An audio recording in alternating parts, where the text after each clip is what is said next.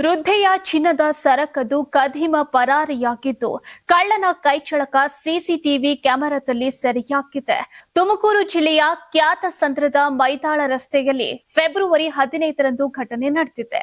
ಚಿಲ್ಲರೆ ಅಂಗಡಿ ನಡೆಸುತ್ತಿದ್ದ ಪಾರ್ವತಮ್ಮ ಬೆಳಿಗ್ಗೆ 6:30 ಅಂಗಡಿ ಬಾಗಿಲು ತೆರೆಯುತ್ತಿದ್ರು. ಗುಟ್ಕಾ ಕೇಳುವ ನೆಪದಲ್ಲಿ ಬಂದ ಕದಿಮ ಕೊರಳಲಿದ್ದ ಮಾಂಗಲ್ಯ ಸರ ಕದ್ದು ಎಸ್ಕೇಪ್ ಆಗಿದ್ದಾನೆ.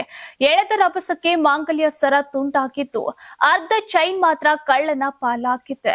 ಘಟನೆ ಸಂಬಂಧ ಕ್ಯಾತಸಂದ್ರ ಠಾಣೆಯಲ್ಲಿ ಪ್ರಕರಣ ದಾಖಲಾಗಿದೆ.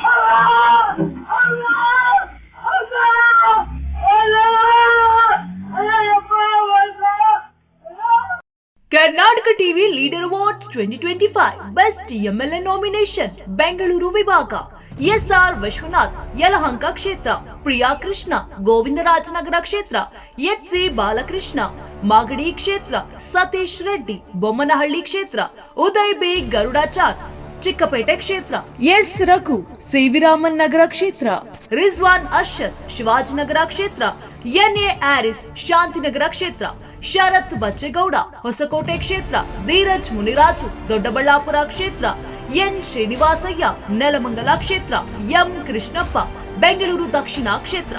ಕರ್ನಾಟಕ ಟಿವಿ ವಾಟ್ಸ್ಆಪ್ ಚಾನೆಲ್ ಮೂಲಕ ವೋಟ್ ಮಾಡಿ ಹಾಗೂ ಇವರಲ್ಲಿ ಬೆಸ್ಟ್ ಎಂಎಲ್ಎ ಯಾರು ಕಮೆಂಟ್ ಮಾಡಿ.